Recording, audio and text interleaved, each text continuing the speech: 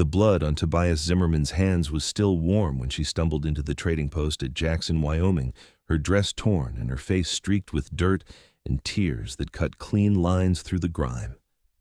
She carried nothing but a leather satchel and the weight of what she had just witnessed, eyes wild like a spooked mare as she pushed through the door and collapsed against the rough-hewn counter, gasping for air that would not come fast enough. Owen Ashford was selecting pelts in the back room when he heard the commotion, his massive frame filling the doorway as he emerged to see what had caused such a disturbance.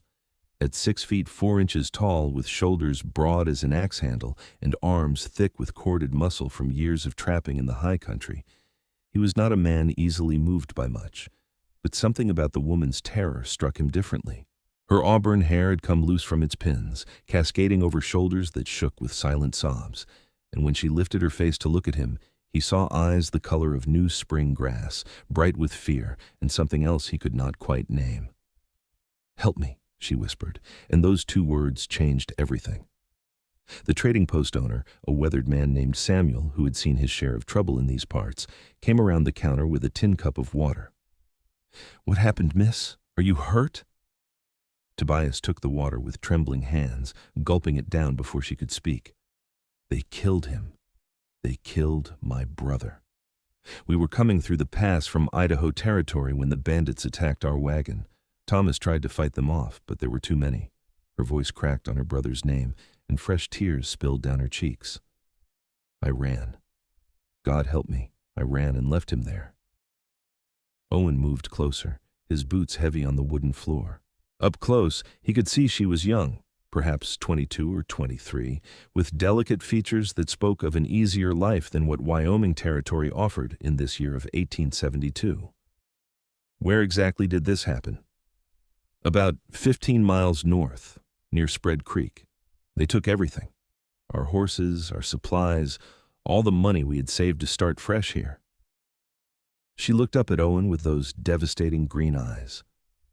"Thomas was all I had left after the fever took our parents last winter in Boise. We sold everything to come here, to start a ranch like Father always dreamed about. And now he is gone, and I have nothing." Samuel exchanged a glance with Owen, one that spoke volumes about the dangers of the territory and the kind of men who preyed on travelers. "You are lucky to be alive, miss. Those mountains can swallow a person whole, and not just from bandits." Owen was already moving toward the door, his mind made up in the space of a heartbeat. "I will go look for your brother. Maybe he's still alive." "He is not." Tobias's voice was flat, dead. "I saw them shoot him. I watched him fall. I'm a coward for running, but I could not save him." Something in Owen's chest tightened at the resignation in her tone, the way she had already condemned herself for surviving. He turned back, studying her more carefully. Despite the terror and grief, there was steel underneath, the kind that kept a person breathing when everything else said to quit. "You are not a coward. You did what your brother would have wanted. You lived." The words seemed to reach her, because her shoulders straightened just a fraction. She set the tin cup down and wiped at her face with the back of her hand. "I do not even know your name." "Owen Ashford. I trap in the high country most of the year, come down to trade my furs when I have enough." He gestured to the pile of beaver pelts he had been sorting through. "Been doing it for 8 years now, since I was 22. These mountains are my home." "Tobias Zimmerman." She attempted something like a smile, but failed. "Everyone calls me Toby." Samuel cleared his throat. "Owen, if you are going up there, you should know that gang has been operating in the area for the past month. Sheriff tried to track them but lost the trail in the high country. They are dangerous." "So am I," Owen said simply, and there was no bravado in it, just statement of fact. He looked back at Tobias. "You can stay here in town.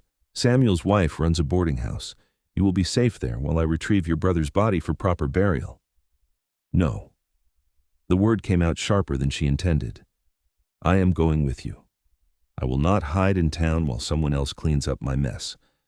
Thomas deserves to have family bring him home." Owen started to protest, but something in her expression stopped him.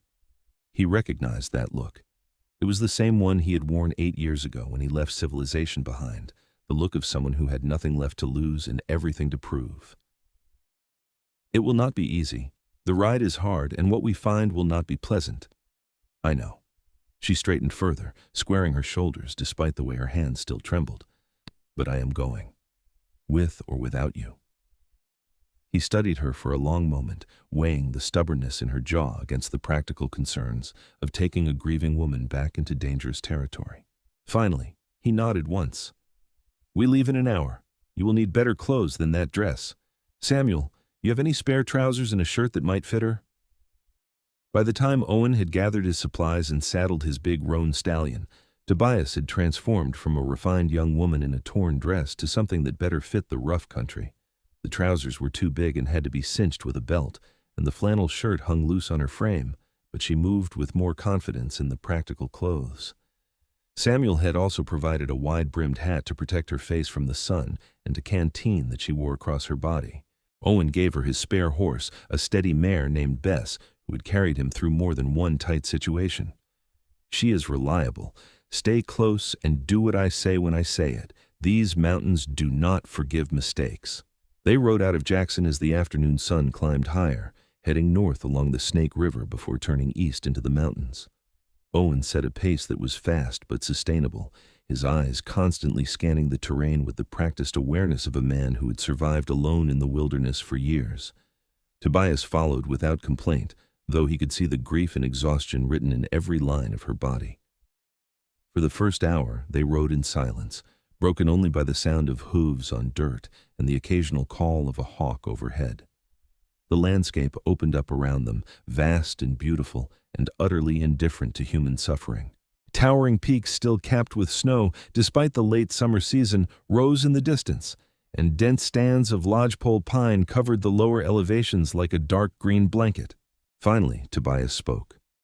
Why are you doing this? You do not know me. You could be riding into an ambush for all you know. Owen considered the question, his hands easy on the reins. Because it is the right thing to do, and because these mountains taught me that we only survive by looking out for each other. He glanced at her. Also, you have the look of someone who would try it alone if I said no, and that would definitely get you killed. A ghost of a smile touched her lips. You are not wrong. Tell me about your brother, Owen said, guiding them around a rocky outcrop. What kind of man was he? The question seemed to surprise her, but after a moment she began to speak. Thomas was 3 years older than me, so 26 this past spring. He was kind, the sort of person who would give away his last dollar if someone needed it more. After our parents died, he worked double shifts at the mill in Boise to save up enough for us to buy land here. He said Wyoming was where the future was, where we could build something lasting. Her voice wavered. He used to joke that he would find a wife once we got the ranch going, settle down and give me nephews and nieces to spoil. Sounds like a good man, Owen said quietly. He was. The best. She was quiet for a moment. What about you? Do you have family? Not anymore. My parents died when I was young, and I was raised by my uncle in Pennsylvania. When I was 22, I came west looking for something I could not name, found these mountains instead, and never left. He did not mention the woman he had left behind, the one who had chosen a banker's son over a restless young man with more dreams than sense. That was old pain, long since buried. They rode on, climbing higher into the foothills where the air grew thinner and cooler. Owen led them along game trails that would have been invisible to most people, following signs in the bent grass and broken branches that spoke clearly to his experienced eye.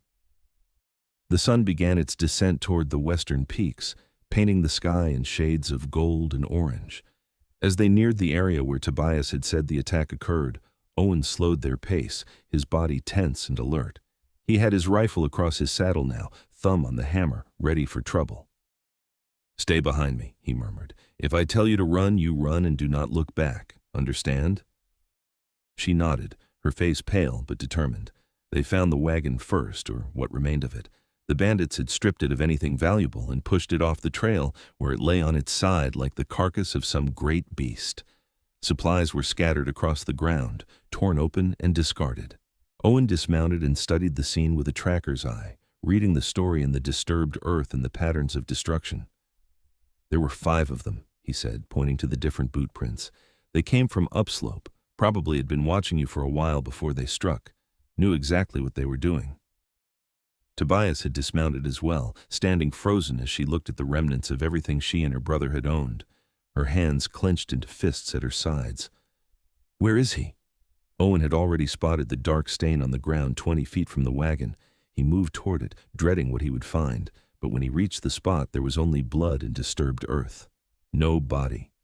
He's not here, Owen said, crouching to examine the ground more closely. The blood had soaked into the dirt, a lot of it, but there was also a trail leading away into the trees, as if something had been dragged. No, not dragged. The prints were footprints, staggering and uneven, but footprints nonetheless. Tobias was beside him in an instant. What does that mean? It means your brother was not dead when you ran. He got up and moved. Owen stood, following the trail with his eyes. It led east, deeper into the forest. He might still be alive. The hope that flared in her eyes was almost painful to witness. We have to find him, right now. Owen was already moving, leading his horse as he followed the trail on foot. Tobias stayed close, her breathing quick and shallow. The trail was easy to follow at first, clear as day in the soft earth, but as they moved into denser forest, it became more difficult. Owen had to slow down, examining every broken twig and scuff mark, piecing together the path of a wounded man trying to escape. They had gone perhaps half a mile when Owen held up a hand, stopping suddenly. Ahead, barely visible in the fading light, was a small hollow beneath a fallen log, and crumpled in that hollow, covered in blood and dirt, was a man. Tobias gasped and rushed forward, but Owen caught her arm. Careful, let me check first. He approached slowly, rifle ready, but it was clear almost immediately that the man posed no threat. Thomas Zimmerman was unconscious, his face gray beneath the grime, and his breathing shallow and labored. He had been shot twice, once in the shoulder and once in the side, and had lost an alarming amount of blood. That he had made it this far was nothing short of miraculous. Thomas! Tobias dropped to her knees beside her brother, hands hovering over him as if afraid to cause more damage. Thomas, please, wake up. Owen set his rifle aside and knelt on the other side, his practiced hands already assessing the wounds. The shoulder wound went clean through, which is good, but this one in his side is bad. Needs proper medical attention soon, or he will not make it. What do? We stabilize him as best we can and get him back to Jackson. There's a doctor there, old Army surgeon. If anyone can save your brother, it is him. Owen was already pulling supplies from his pack, tearing strips of relatively clean cloth to use as bandages. I need you to help me. Can you do that? Tobias nodded, her fear transforming into focused determination. She followed Owen's instructions without hesitation, holding pressure on wounds while he worked, helping to bind the injuries as tightly as they dared. Thomas remained unconscious throughout, which was probably a mercy given the pain he would have been in otherwise. By the time they had done all they could, full darkness had fallen. Owen built a small, smokeless fire using dry wood and made camp right there, knowing it was too dangerous to move Thomas in the dark. He gave Tobias his bedroll and watched as she settled next to her brother, one hand resting on his uninjured arm as if to assure herself he was still breathing. Owen sat with his back against a tree, rifle across his lap, and kept watch through the long night. The forest was alive with sounds, the rustle of small animals in the undergrowth, the distant call of an owl, the whisper of wind through the pines. He had spent countless nights like this, alone under the stars, but somehow having Tobias nearby made it feel different. He found himself glancing at her more often than was strictly necessary, noting the way the firelight caught in her auburn hair and cast shadows across her face. She was beautiful, he realized, though that was not what drew his attention. It was the strength he saw in her, the way she had held herself together through horror and grief and was still fighting. In his experience, that kind of strength was rarer and more valuable than any beauty. As the night deepened, Tobias stirred and looked over at him. You should sleep. I can keep watch. I am fine. Done this more times than I can count. Still. She carefully extricated herself from her brother's side and came to sit near Owen, close enough that he could smell the pine sap and wood smoke on her borrowed clothes. Tell me about the mountains, about why you stay out here alone. Owen was quiet for a long moment, considering how to explain something he barely understood himself. When I came west, I was running from a life that did not fit right. Everything felt too small, too confined. Out here, There are no rules except the ones nature sets. If you are strong and smart and respectful of the land, you can survive. If not, the mountains take you. There's an honesty in that I never found back east. Do you ever get lonely? Sometimes, he admitted. But there's a difference between being alone and being lonely. Alone is a choice. Lonely is the absence of something you need. He looked at her. What about you? Why did you and your brother choose Wyoming? Thomas chose it. I just followed. She drew her knees up, wrapping her arms around them. After our parents died, I felt lost. Thomas had a purpose, a dream, and I latched onto it because I did not have one of my own. But now, sitting here, I realize I do not even know what I want. Is that terrible? No. It is human. Owen fed another piece of wood to the fire. Sometimes we need to lose everything to figure out what matters. They sat in companionable silence after that, watching the fire burn down to embers. Eventually, Tobias's head began to nod, exhaustion finally overwhelming adrenaline. Owen reached out and gently guided her to lie down on the bedroll. Sleep. I will wake you if anything changes.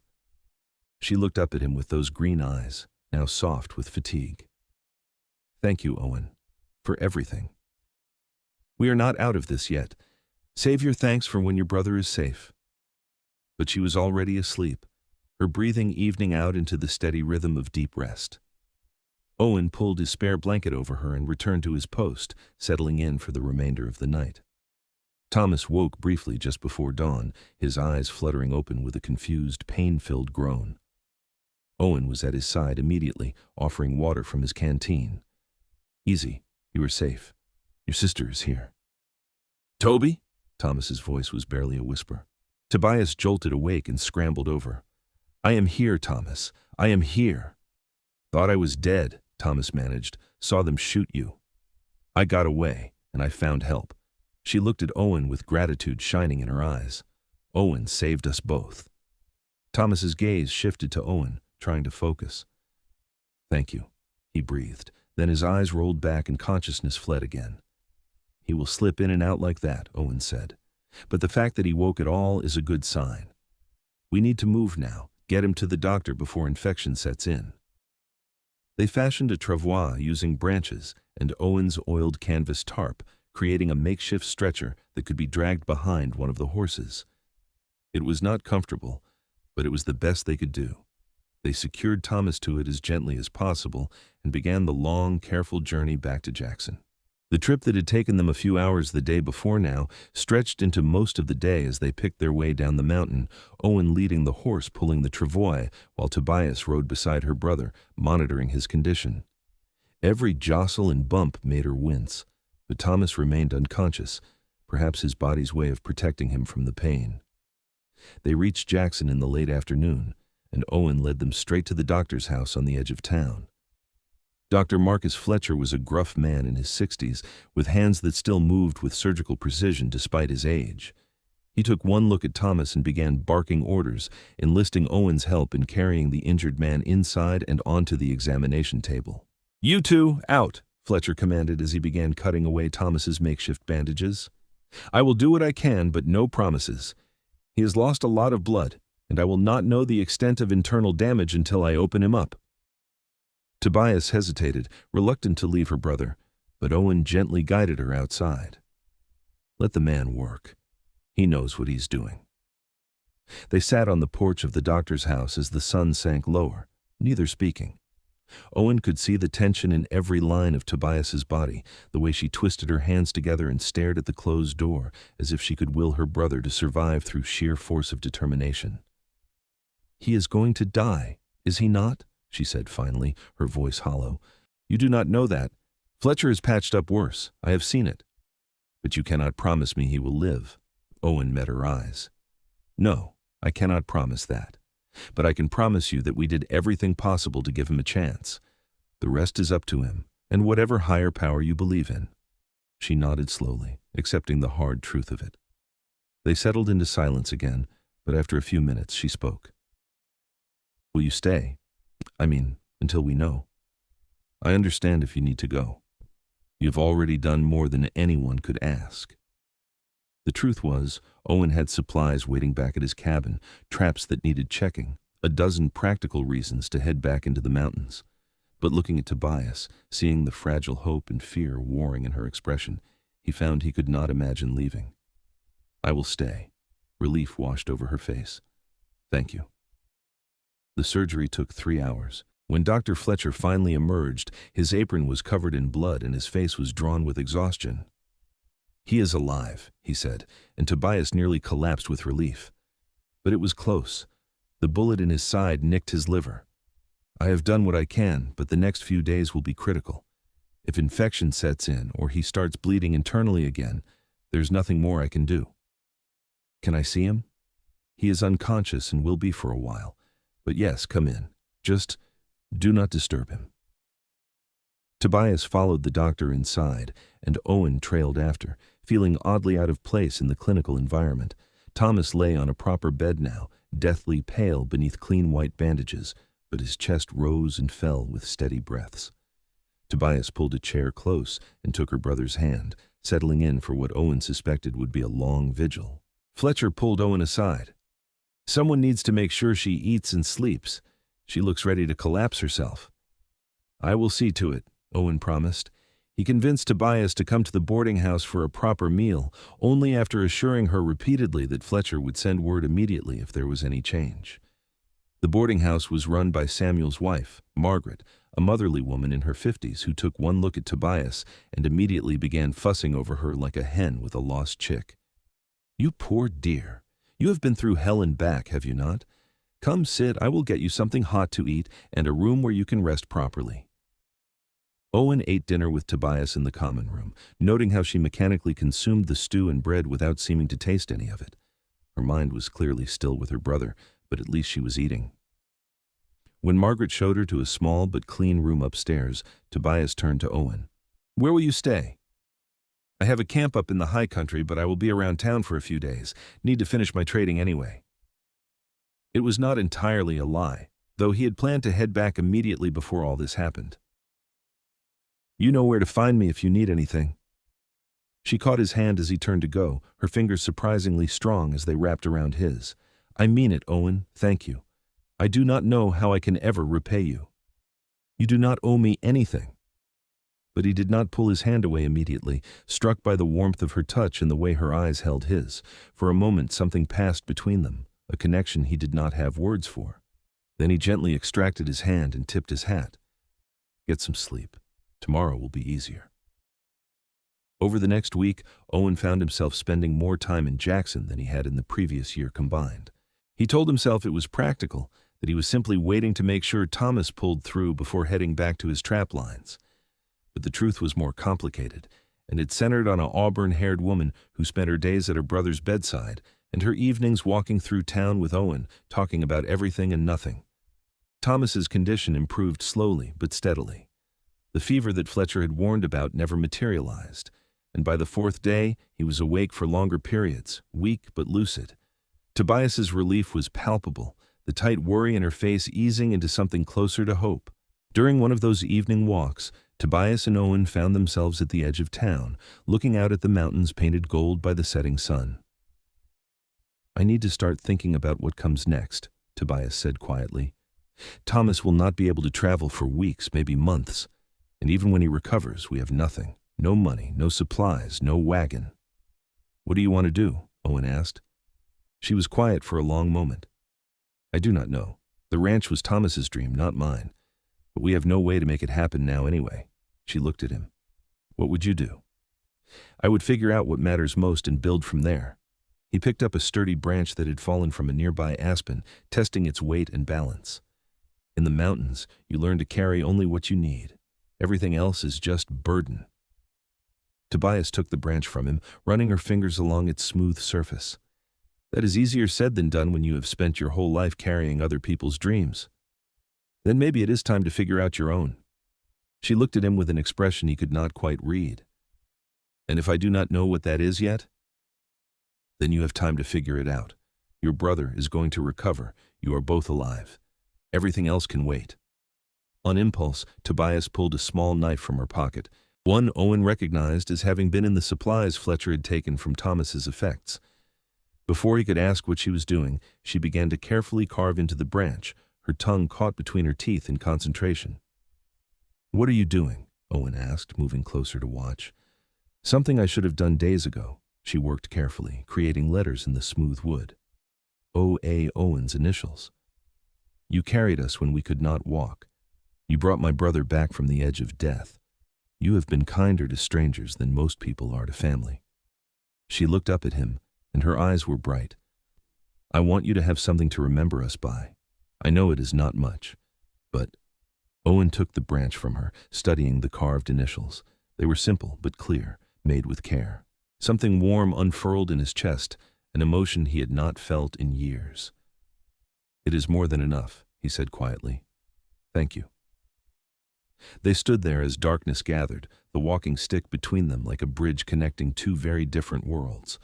Owen realized with sudden clarity that he did not want to go back to the mountains alone, that the solitude he had cherished for 8 years now felt less like freedom and more like exile. "Toby," he said, using her nickname for the first time, "I need to tell you something." She waited, her face turned up to his in the fading light. "I have spent 8 years in these mountains convincing myself that I did not need anyone, that being alone was enough. But this past week with you has reminded me what I have been missing. You are strong and brave and beautiful, and I think—" He stopped, struggling with words that felt too big for his mouth. "I think I am falling in love with you." Tobias's eyes widened, her lips parting in surprise. For a terrible moment, Owen thought he had made a catastrophic mistake, that he had read everything wrong. But then she was reaching up, her hand cupping his bearded jaw, and she was pulling him down to kiss her. It was not a gentle kiss. It was fierce and desperate, full of all the fear and grief and hope of the past week, and Owen responded in kind, his arms coming around her to pull her close. She was smaller than him by nearly a foot, fitting against his broad chest like she'd been made for that exact space, and when they finally broke apart, both breathing hard, he could see his own emotions reflected in her eyes. I thought I was alone in feeling this," she whispered. "I told myself it was just gratitude, that I was confused because you saved us. But it is more than that, is it not?" "Much more," Owen confirmed, resting his forehead against hers. "I have never felt anything like this before." They stayed like that for a long moment, just holding each other as the stars began to emerge overhead. Finally, Tobias pulled back enough to look at him properly. "What do we do now? You have your life in the mountains, and I have to stay with Thomas until he recovers." "Then I stay too," Owen said simply. "I can run my trap lines from Jackson for a season. It will not be as profitable, but I have enough saved to manage. And when Thomas is well enough, we will figure out the rest together. Are you sure? I do not want you to give up your life for me." Owen smiled, a real smile that transformed his normally serious face. "I am not giving anything up. I am choosing something better." They walked back to town hand in hand, and for the first time since arriving in Wyoming, Tobias felt something like peace settling over her. When they reached the boarding house, Owen kissed her again, softer this time, full of promise. "Tomorrow," he said, "we will tell your brother. Together." "Together," she agreed. Thomas took the news better than either of them expected. Propped up in his bed at the doctor's house, still pale but with more color in his cheeks than he had possessed a week ago, he actually smiled when Tobias nervously explained that she and Owen were courting. "About time," Thomas said, his voice still weak but tinged with amusement. "I may have been half dead, but I saw how you two looked at each other. Owen, you have my blessing, for whatever that is worth from a man who cannot even get out of bed." Owen gripped Thomas's hand, careful of the bandages. "It is worth everything, and I promise you I will take care of your sister, with my life, if necessary." "I know you will. You already have." Thomas looked between them. "But what about the ranch? Our plans?" Tobias sat on the edge of the bed, taking her brother's other hand. "Thomas, I need to be honest with you. The ranch was your dream, not mine. I went along with it because I did not know what else to do because I was lost after Mama and Papa died, but I think I am finding my own path now." To her surprise, Thomas did not look hurt or angry. Instead, he looked relieved. I am glad. I always worried that you were just following me because you felt you had to. And truthfully, Toby, I'm not sure I still want the ranch either. Nearly dying gives a man perspective. Maybe there are other dreams worth chasing. Like what? Owen asked. Thomas's gaze drifted to the window, where he could see Margaret from the boarding house passing by with a basket of fresh bread. His expression softened in a way that made Tobias's eyebrows rise. Maybe a quieter life? Margaret has been very kind, visiting every day, bringing food. We have talked quite a bit. She mentioned that her late husband left her the boarding house, but it is too much for her to run alone. She was thinking about selling it. Thomas Zimmerman, are you saying what I think you were saying? Tobias asked, fighting a smile. Her brother had the grace to look embarrassed. I'm just saying that perhaps ranching is not the only option, and perhaps Jackson is not such a bad place to settle down. Owen laughed, a deep rumbling sound that filled the small room. Well then, I suppose we are all staying. And so they did. As summer faded into autumn, Thomas continued to heal under Dr. Fletcher's care and Margaret's attentive nursing. Owen divided his time between shorter trips to his trap lines and helping around Jackson, taking jobs that made use of his strength and mountain knowledge. He guided hunting parties into the high country, helped build a new barn for a family at the edge of town, and became a familiar sight on the streets despite his years of solitude. But most of his time was spent with Tobias. They took long walks along the Snake River, talking about their pasts and imagining their futures. She learned about his childhood in Pennsylvania, his restless youth, and the heartbreak that had driven him west. He learned about her love of books and music, how she had played piano before her family sold it to fund their move, how she had dreams of teaching children someday. There is no school in Jackson, Owen mentioned one crisp October morning as they sat by the river. Tobias was carving another piece of wood she had found, this time making intricate patterns along its length. She had discovered a talent for woodworking, her hands steady and precise. I know. I asked Margaret about it. She said the town tried to hire a teacher last year, but no one wanted to come this far into the territory. What if you did it? Started a school? Tobias looked up from her carving, eyes wide. Me? Owen, I'm not qualified. I only finished basic schooling myself. You know how to read and write and do figures. You are patient and kind. That's more qualified than most. And I have seen you with the children in town. They are drawn to you. It was true. The handful of families in Jackson had children ranging from 5 to 14, and Tobias had fallen into the habit of telling them stories when she encountered them in the street, teaching them simple games and songs. The children adored her, and their parents had already remarked on her way with youngsters. It is a nice dream, Tobias said softly, but dreams require money, and I have none. We would need a building, supplies, books. What if I sold my mountain cabin? I hardly use it anymore, and there are trappers who would pay good money for an established camp. With that and my savings, we could buy or build a schoolhouse. Owen, I cannot let you do that. It is too much. He took her hand, his thumb tracing circles on her palm. Toby, I'm going to ask you to marry me. Maybe not today or tomorrow, but soon. And when I do, your dreams become my dreams. If teaching children is what you want, then that is what we will build together. Tears gathered in Tobias's eyes, but they were happy tears. You're a remarkable man, Owen Ashford. I'm just a man who got lucky enough to meet you. She kissed him then, there by the river with autumn leaves falling around them like gold and crimson snow, and Owen knew with absolute certainty that he had made the right choice in staying. That evening, Owen walked into the trading post where Samuel was closing up for the day. I need to talk to you about selling some property. Samuel raised his eyebrows. Your cabin? Word travels fast. It is a small town, son.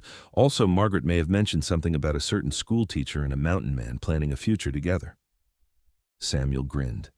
I actually might have a buyer. Trapper named Josiah came through last week, looking for an established camp in the high country. Been staying at the boarding house while he scouts locations. If your place is as good as you say, he would probably pay top dollar. It is good. Prime hunting territory, fresh water, solid cabin with a good fireplace. Took me 2 years to build it right. I will set up a meeting. But Owen, are you sure about this? That cabin has been your home for 8 years. Owen thought about it, really considered the question. The cabin held memories, certainly. It represented his independence, his escape from a life that had not fit. But it also represented isolation, and he had learned over the past months that there were things more valuable than solitude. "I am sure," he said. "I am building something new now." The sale went through within a week. Josiah was a gruff man of about 40 who appreciated the work Owen had put into the cabin and did not try to haggle on price. The money was more than enough to buy a small building on the edge of town that had stood empty since its owner moved to California, plus supplies for a schoolhouse and some left over for savings. Owen and Thomas, who was finally mobile again, though still weak, spent November renovating the building. They knocked out a wall to create one large room, built desks from rough-hewn lumber, and installed a wood stove for heating during the harsh Wyoming winters. Tobias painted the walls white to brighten the space and hung colorful fabric she had sewn from scraps to cover the windows. Margaret donated books from her late husband's collection, and other townspeople contributed what they could: slates and chalk, paper and pencils, a large map of the United States that was only a few years out of date. By the first week of December, the schoolhouse was ready. On a Sunday afternoon, with the first real snow of the season falling softly outside, Owen led Tobias to the schoolhouse. She had not seen it since they had finished the interior, having been busy helping Margaret with the boarding house while Thomas continued to recover. "Close your eyes," Owen instructed as they approached the door. "Owen, what are you up to?" "Just trust me." She closed her eyes, and he guided her inside, positioning her in the center of the room before stepping back. "Okay. Open them." Tobias opened her eyes and gasped. The room had been transformed. A large desk stood at the front, and before it were rows of student desks, each one carefully built and sanded smooth. Books lined shelves on the side wall. The map hung prominently behind the teacher's desk, and on that desk, in a simple glass vase, was a bouquet of dried wildflowers that Owen had collected from the high country before the snow came. But it was what hung above the door that made Tobias's breath catch. A hand-carved wooden sign read, "Zimmerman Schoolhouse," and beneath it, in smaller letters, "Founded 1872. "Owen," she whispered, her hand over her mouth. "This is too much." "It is not nearly enough." He came to stand beside her, taking her hand. "You said you did not have your own dream, that you had been following your brother's. Now you have one. This is yours, Toby. Your school, your dream, built from the ground up." She turned to face him, tears streaming down her cheeks. "I do not have words for what this means to me." "Then do not use words." Owen dropped to one knee, and Tobias's eyes went wide.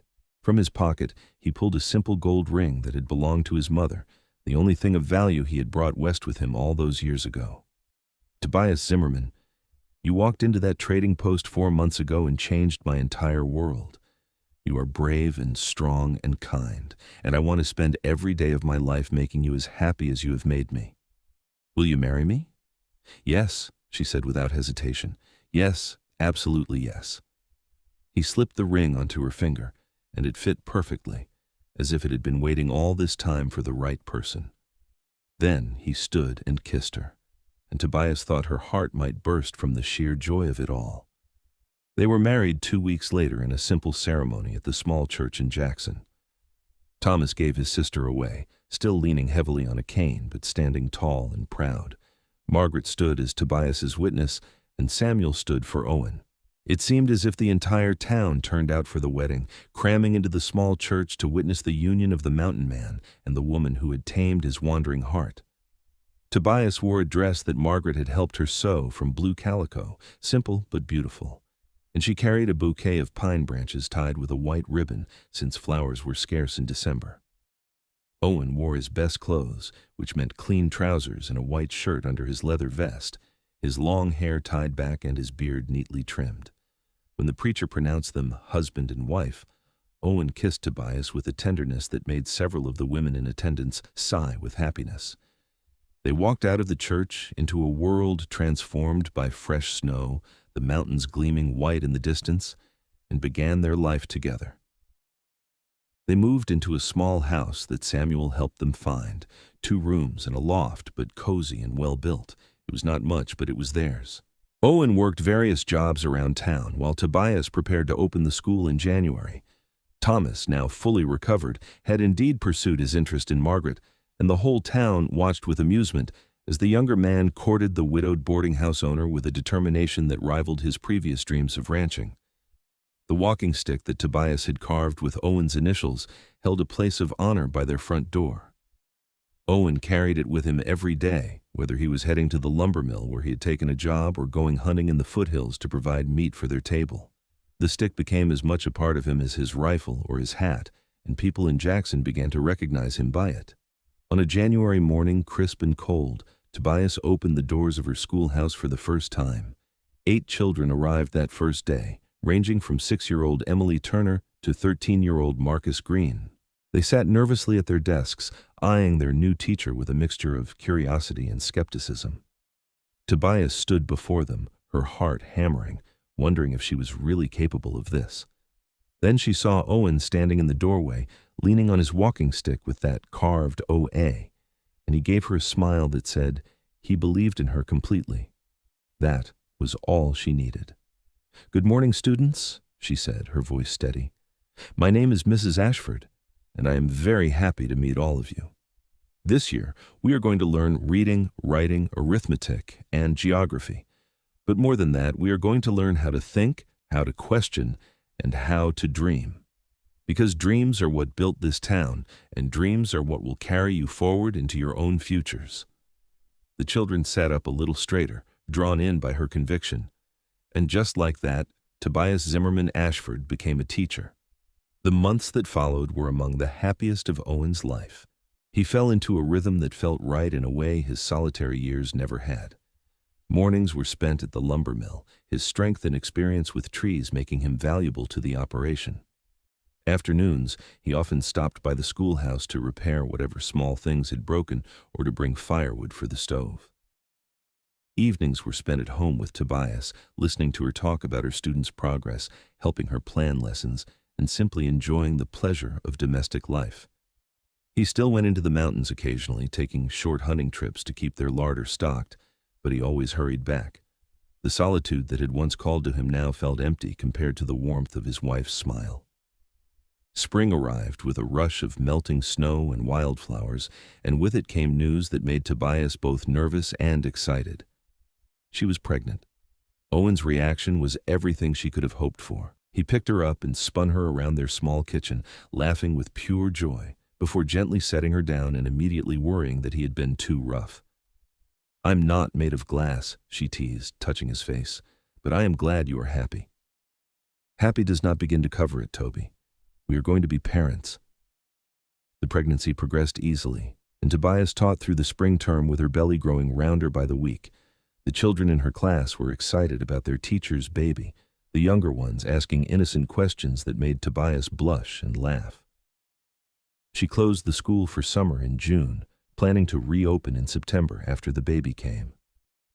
Their daughter was born on a warm July evening in 1873, with Dr. Fletcher attending and Margaret acting as midwife. Owen paced outside the bedroom like a caged mountain lion, nearly wearing a path in the floor, until Fletcher finally opened the door and announced that he had a healthy baby girl and a tired but well mother. Owen burst into the room to find Tobias propped up in bed, exhausted and sweaty and more beautiful than he had ever seen her, holding a tiny bundle wrapped in a soft blanket. "Owen, meet your daughter." He approached reverently, this massive mountain man reduced to trembling hands by the sight of his newborn child. She was impossibly small, with a tuft of auburn hair and tiny, perfect fingers that gripped his thumb when he offered it. "She is perfect," he whispered. "You are both perfect." They named her Eleanor Rose Ashford, after Owen's mother and Tobias's. Little Ellie, as she quickly became known, had her father's gray eyes and her mother's delicate features. She was a happy baby, quick to smile and rarely fussy, and Owen proved to be a natural father despite his initial nervousness.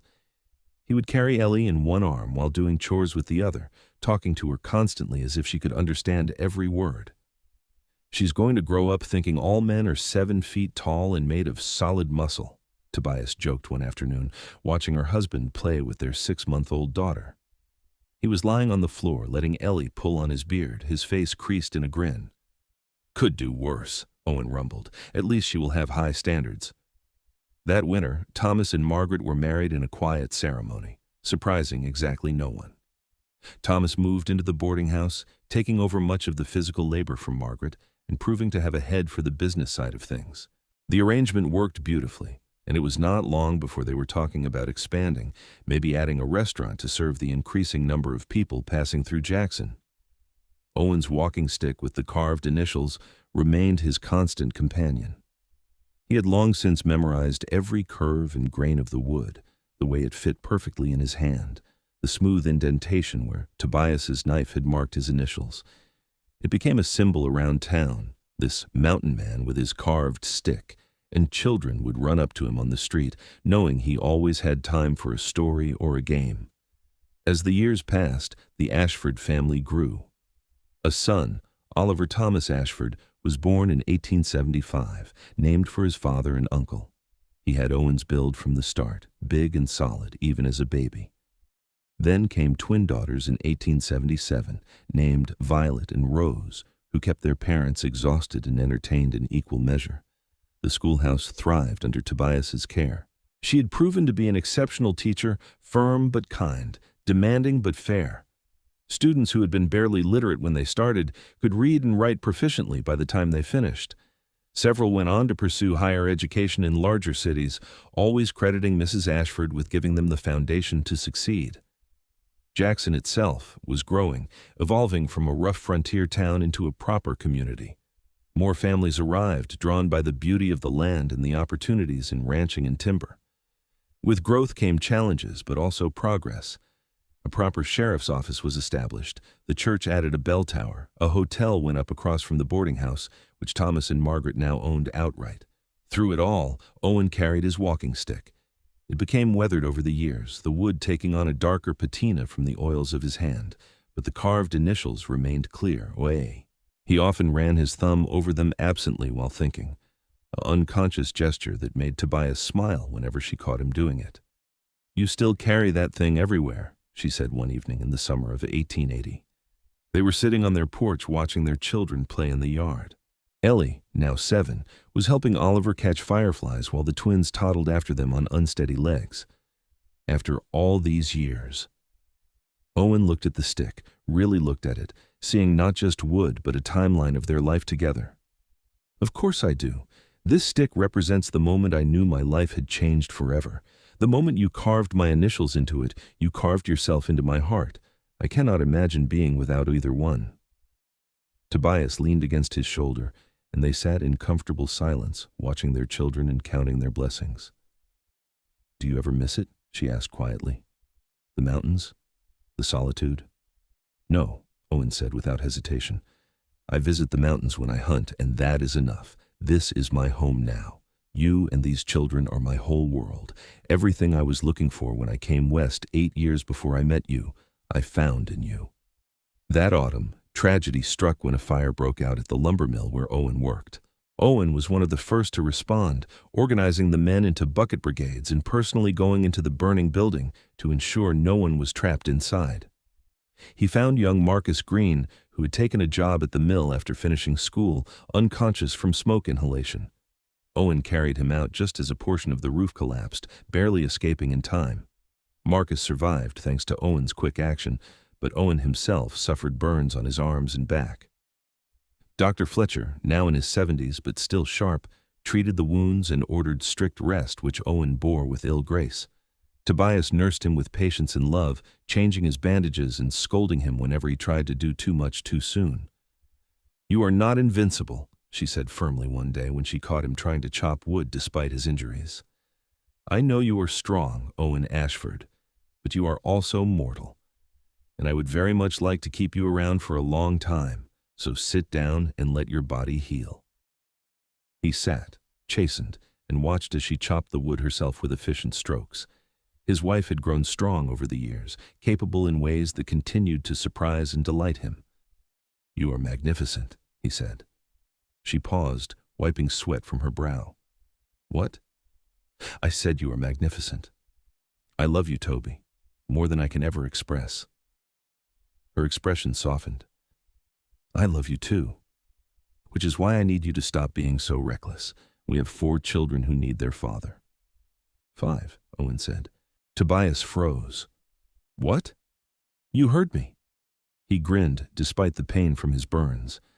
Unless I am very much mistaken, and I do not think I am, we are going to have another baby come spring. She put down the axe and came to sit beside him. I have not said anything. I was not sure myself yet. I know you, wife. I know the signs. Am I wrong? She shook her head slowly, a smile blooming across her face. No, you're not wrong. Their fifth child, a daughter they named Grace Margaret Ashford, was born in April of 1881. She had her father's gray eyes and her mother's auburn hair, and from the moment she drew her first breath, it was clear she had inherited the family's stubbornness in spades. Margaret, her namesake, declared her the prettiest baby in Wyoming territory, and Thomas just laughed and agreed with his wife, as he always did. The years continued to pass in the way they do, marked by small moments of joy and occasional sorrows. Ellie grew into a thoughtful young woman who showed an early aptitude for teaching, often helping her mother at the schoolhouse. Oliver was all his father, big and strong and kind, with a protective streak a mile wide when it came to his younger sisters. The twins developed distinct personalities as they grew, Violet bold and adventurous, Rose quiet and observant, and little Grace toddled after all of them, determined to keep up with her older siblings. Owen's walking stick went everywhere with him, to the rebuilt lumber mill where he returned to work once his burns healed, to town meetings where his opinion was increasingly sought on matters of local importance, on hunting trips into the mountains that fed his family and others in town. It was as much a part of him as his own hand, and everyone in Jackson knew the story of how it came to be. In 1884, Wyoming Territory was experiencing growing pains as it moved toward eventual statehood. Jackson had grown into a real town with over 200 residents, multiple businesses, and a school that now required 2 teachers. Tobias had hired a young woman named Sarah Peterson to help with the growing number of students, and together they had created something special, a place where children could learn and grow and dream. Thomas and Margaret's boarding house had indeed expanded into a hotel and restaurant, one of the finest establishments between Salt Lake City and Montana. They had no children of their own, but they doted on their nieces and nephews with the enthusiasm of people who had found happiness later in life and appreciated it all the more for the wait. On Owen's 40th birthday, the town threw a celebration in his honor. It was not just because of his age, but because of everything he represented to Jackson. He had saved Thomas's life, which indirectly had led to Thomas and Margaret's marriage and their thriving business. He'd given the town its first real school. He had saved Marcus Green from the mill fire, and Marcus had gone on to become a successful businessman who employed a dozen people. Owen's quiet strength and generosity had touched countless lives, often in ways he never noticed or acknowledged. At the celebration, held in the town square on a warm July evening, people stood to share stories about Owen. Marcus talked about being carried from the burning mill. A young woman named Catherine spoke about how Owen had tracked down and returned her family's stolen horses. Samuel from the trading post recalled the day a terrified young woman had stumbled into his store and how Owen had not hesitated to help a stranger. Tobias stood and asked for quiet. I want to share something with you all, she said, holding up the walking stick that was never far from Owen's side. 16 years ago, my brother and I were attacked by bandits, and I found myself in this town with nothing but fear and grief. Owen helped us without question. He put his own life at risk to save my brother, and one evening I carved his initials into this piece of wood because I wanted him to have something to remember us by when he went back to his mountains. She paused, looking at her husband with eyes that still held all the love of that first kiss by the river. But he never went back. He stayed. He gave up his solitude for us, traded his mountain cabin for a schoolhouse, and built a life with me that has brought more joy than I ever dreamed possible. This walking stick has been with him every day since then. It has walked thousands of miles, through good times and bad. It represents not just my gratitude for what he did all those years ago, but the journey we have taken together, and I hope he carries it for many more years to come. The crowd applauded, and Owen stood, pulling Tobias into an embrace that brought cheers and whistles. The best decision I ever made was staying, he said when the noise died down. These mountains are beautiful, but they are nothing compared to the life I have built here with all of you. Thank you for making an old trapper feel like he belongs." More years passed, bringing changes both large and small.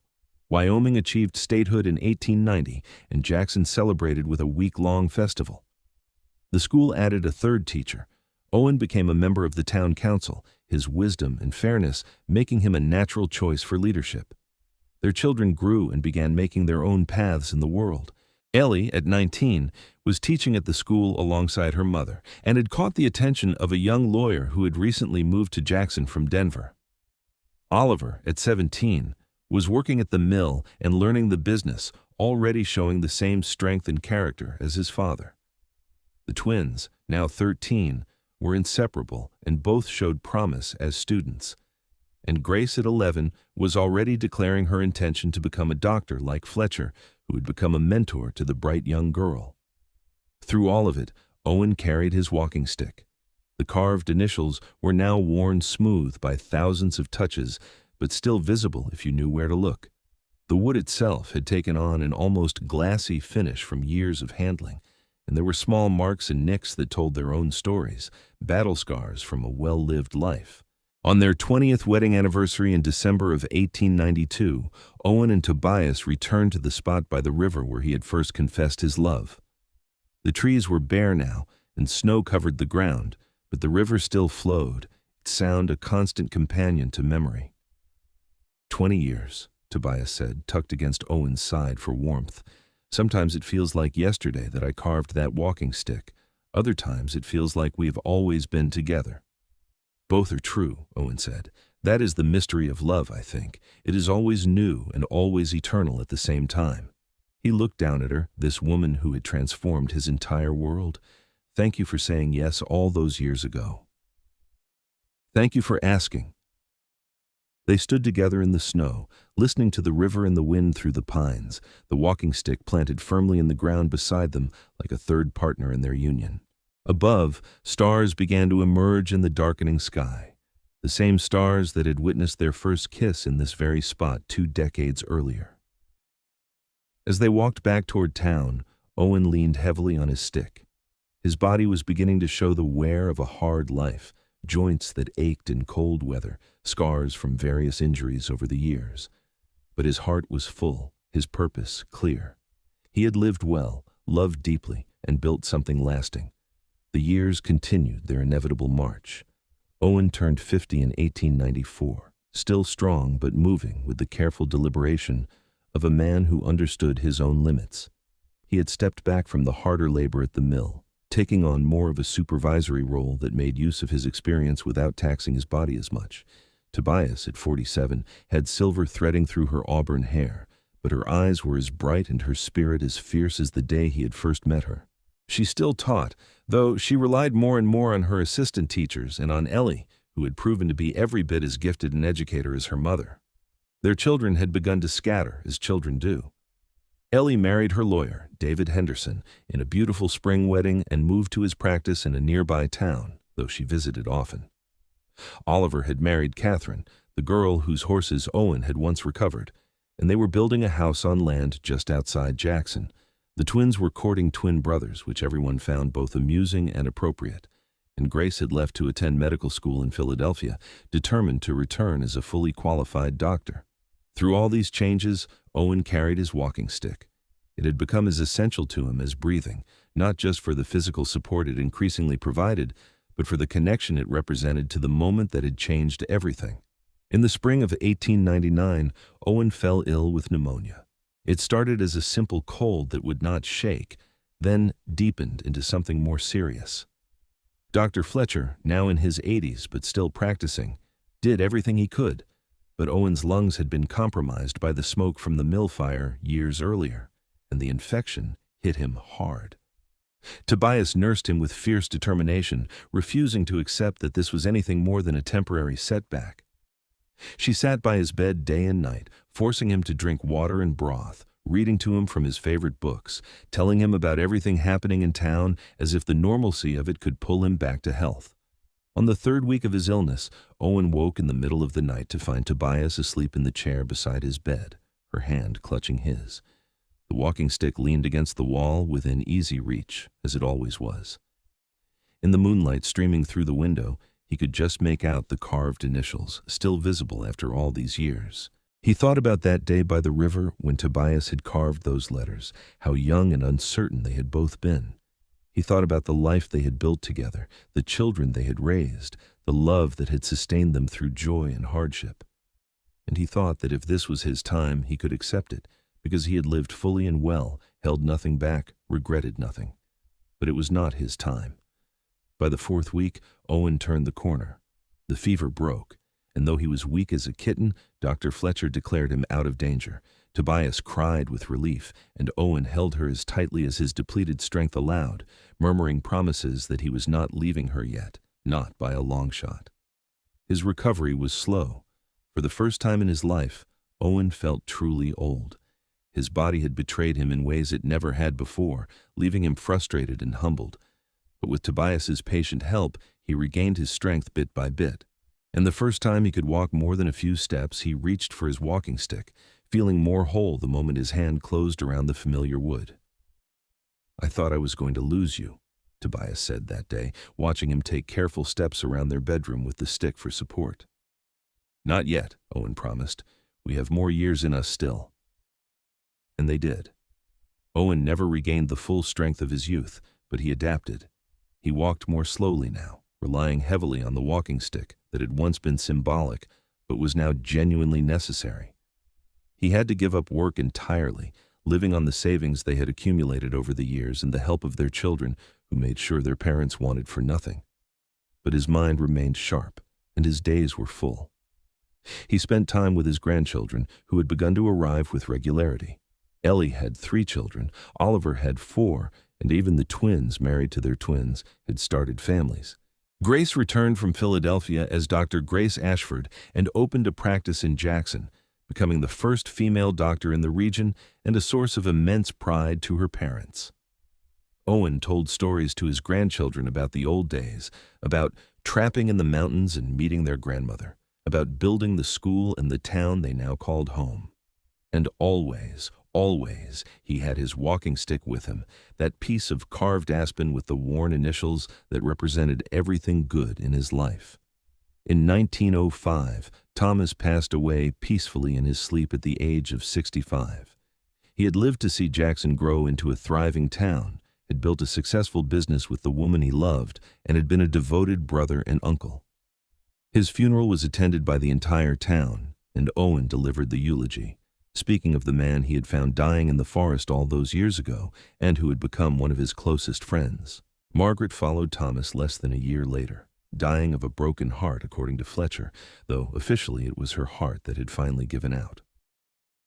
The boarding house was sold to Oliver and Catherine, who continued to run it in Thomas and Margaret's memory.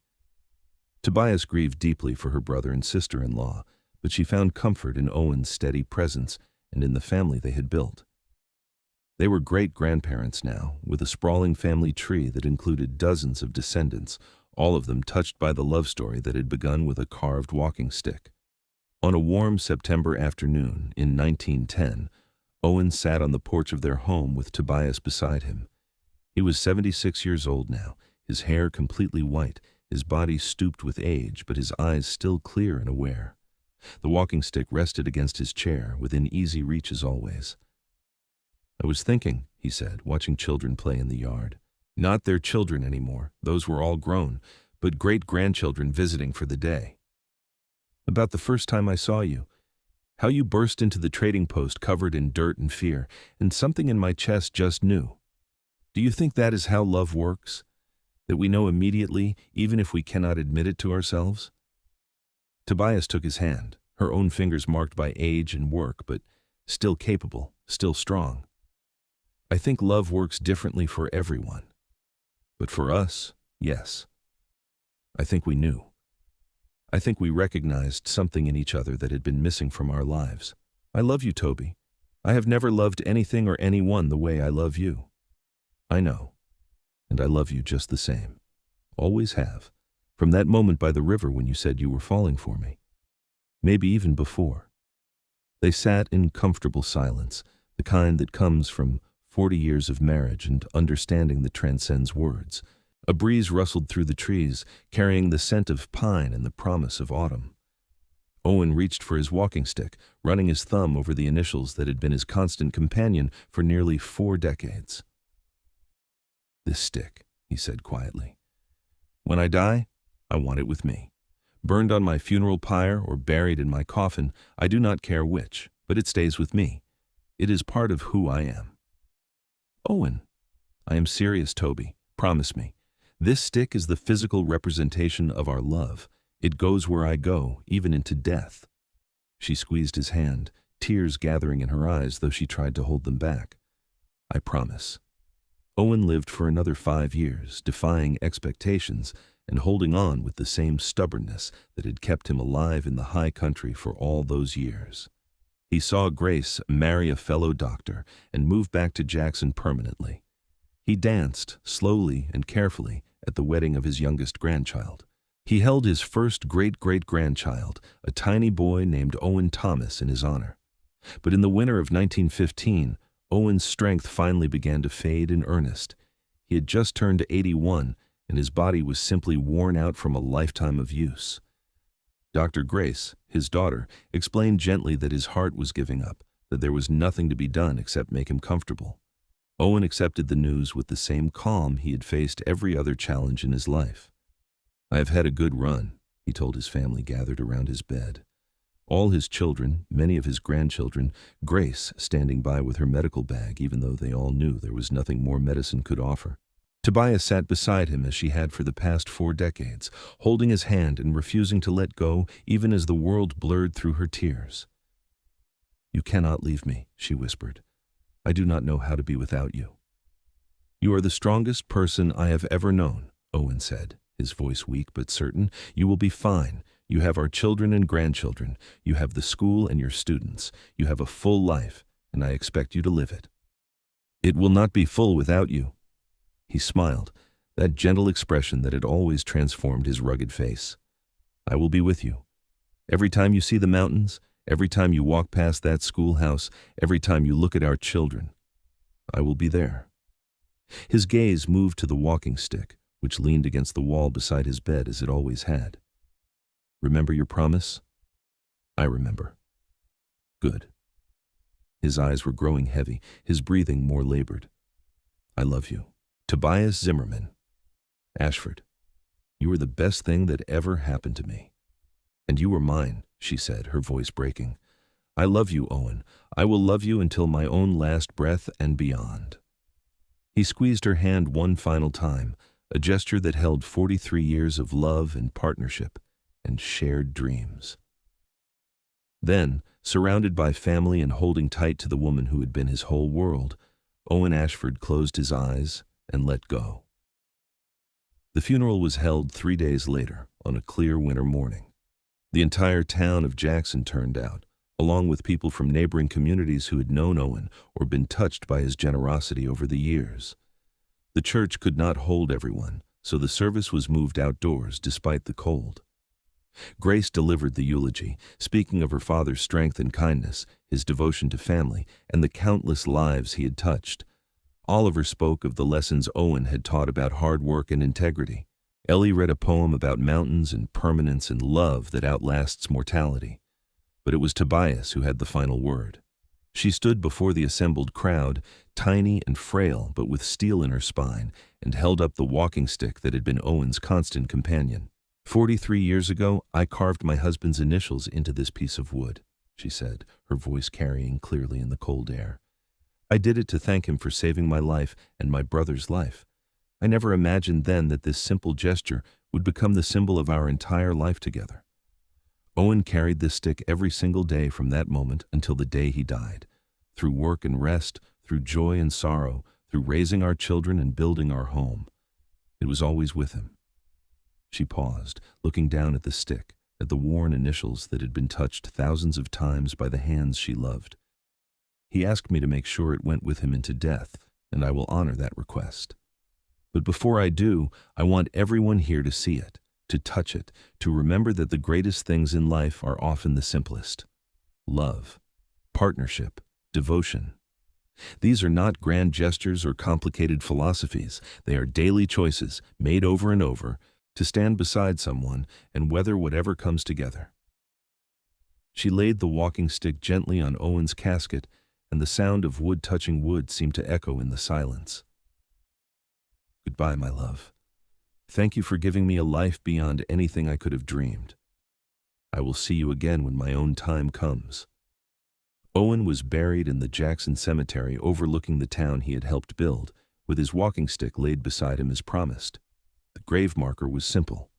Owen Ashford, 1834-1915.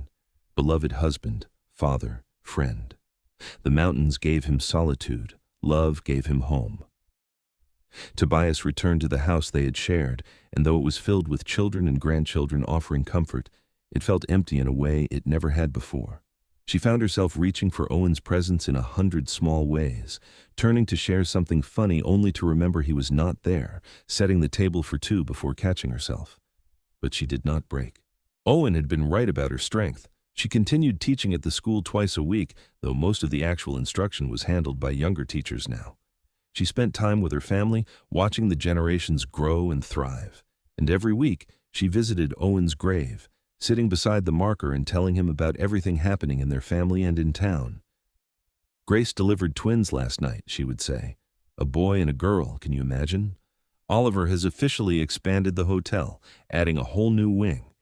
Ellie's oldest just got accepted to university in Denver. You would be so proud of them all, Owen.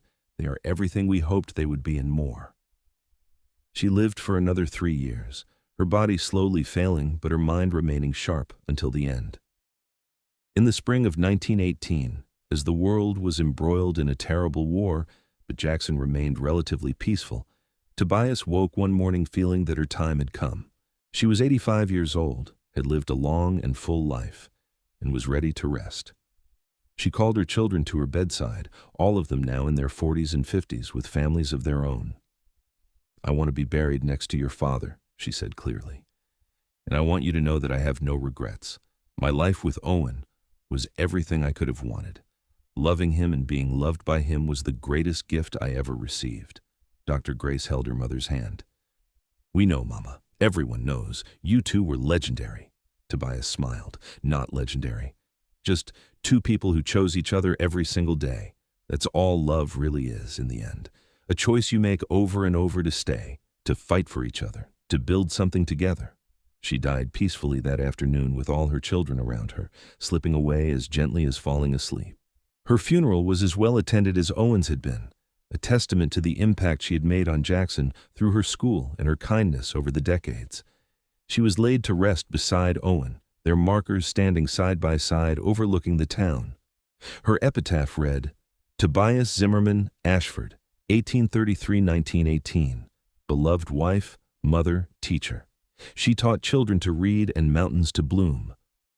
Years passed and Jackson continued to grow. The school expanded multiple times, eventually becoming a proper multi-building campus that served children from all over the region. The hotel Oliver and Catherine ran became famous throughout Wyoming as a destination for tourists wanting to experience the authentic West. Grace's medical practice grew into a small hospital staffed by multiple doctors. The Ashford family tree spread and flourished. Children became parents, who became grandparents, who became great-grandparents. Each generation heard the story of Owen and Tobias, of the mountain man who gave up his solitude for love, and the woman who carved his initials into a walking stick that he carried every day until he died. The story became part of Jackson's folklore, told and retold until it took on an almost mythical quality. But for the Ashford descendants, it was simply the truth of their family's beginning, the foundation upon which everything else was built. In 1950, when Jackson was celebrating its 75th anniversary as an incorporated town, someone had the idea to create a monument to the town's founders and most influential citizens. Owen and Tobias Ashford were among those honored, and the monument included a replica of the walking stick with its carved initials, cast in bronze and mounted on a granite base. The dedication ceremony was attended by dozens of Ashford descendants, including Owen's great-great-grandson, Owen Ashford IV, who was 72 years old himself and could still remember meeting his namesake once when he was very small. "He was the biggest man I ever saw," Owen IV recalled, "all muscle and beard and kind eyes. He let me hold his walking stick, and I remember thinking it was magic, that it held some kind of power. Maybe it did. Maybe love is the strongest magic there is." The monument stands in Jackson Square to this day, a permanent reminder of the love story that helped shape the town. Tourists photograph it without knowing the full story, but locals make sure to share it, keeping Owen and Tobias alive in memory and legend. The actual grave markers, weathered by over a century of Wyoming seasons, remain overlooking the town. And if you visit on a quiet evening when the mountains are painted gold by the setting sun, you might understand why a mountain man chose to stay, why he traded solitude for love, and why a simple walking stick with carved initials became a symbol of devotion that lasted a lifetime and beyond. Because Owen Ashford carried that stick every day from the moment Tobias carved it until the day he died, not because he needed it for walking, though eventually he did, but because it represented the single best decision he ever made. The decision to stay. The decision to love. The decision to build a life with a woman who saw beyond his rough exterior to the man beneath. And Tobias, who had been lost and grieving when she stumbled into Jackson, found not just safety but home, found not just a rescuer but a partner, found not just survival but a love story worth telling for generations to come. Their legacy lived on not just in the monument or the stories, or even in their descendants, though there were many. It lived on in the very foundation of Jackson itself, in the school that still educated children according to the principles Tobias had established, in the values of community and mutual support that Owen had embodied, in the understanding that sometimes the greatest adventures are the ones we find when we stop running and choose to stay. The walking stick, buried with Owen as promised, had returned to the earth from which it came, but its spirit remained, carved into the history of a town and a family, a permanent testament to the truth that love, when it is real and true and chosen daily, can transform everything. It can turn a solitary mountain man into a husband and father.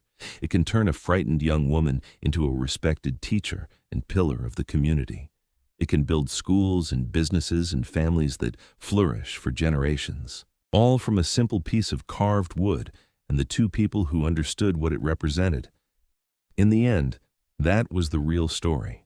Not of grand gestures or dramatic rescues, though those were part of it, but of daily choices, of consistent love, of two people who found each other at exactly the right moment and then chose each other every day after.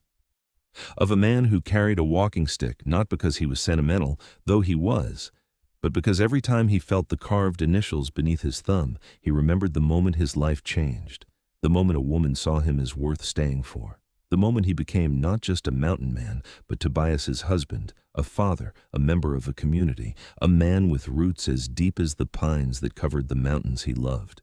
Owen Ashford carried that walking stick every day until he died, and in doing so, carried his love for Tobias through every moment of his life.